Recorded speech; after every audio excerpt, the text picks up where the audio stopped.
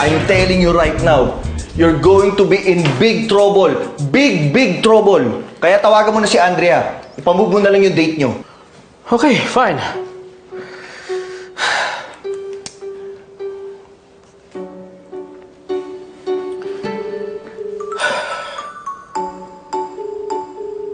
Hello, Andrea. Hello, Hami. Bakit? Papunta ka na ba sa restaurant?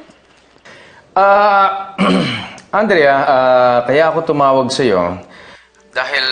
Naku, sorry talaga kasi na-inspire ako kaya paulit-ulit ako nag-sketch kanina eh. Tsaka first time ko dun sa restaurant na yun kaya syempre dapat todo yung preparation ko, di ba? Excited na nga ako para mamayang gabi, Hami. Nakita ko yung picture sa internet. Ang ganda nung lugar. Perfect para sa date natin.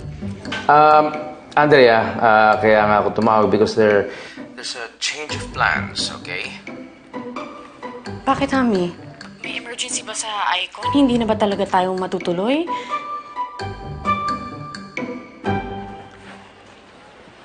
Tama nga si Rebecca. May malas nga ang mga date natin. Kung hindi palpak, lagi naman hindi natutuloy. Pero sige, okay lang. I understand. Unahin mo na lang yung emergency sa opisina. Baka naman importante yun. No. Tuloy na tuloy tayo. Talaga? Final answer na yan? Yes. Magkita na lang tayo sa restaurant, okay?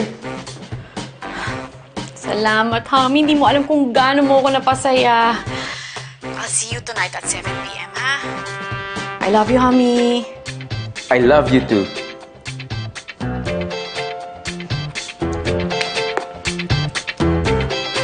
Pare, ngayon pa lang sinasabi ko na sa'yo, you're heading straight into a disaster. Pare, kung narinig mo lang si Andrea on the phone, she was so excited to go out tonight, pare. And besides, how can I ditch her pagkatapos ko siyang paasahin? Ilang beses nang palpak yung mga plano namin. Okay. So what's your game plan? Magpapalipat-lipat kayo ng table from your family to Andrea's. Wow, ang saya nun ha. Pare, I think that's going to work kasi malaki naman yung restaurant. Basta siguraduhin mo na ganito, ha? Yung family ko is on one side. Si Andrea, nasa kabilang side. Huwag silang tatawid, ha? Wow! Ewan ko sa'yo, pare, ha? That's very tricky. Kaya bahala ka. kailangan ang tulong mo, eh. Kailangan ko ng traffic police para hindi magtawiran. Dennis!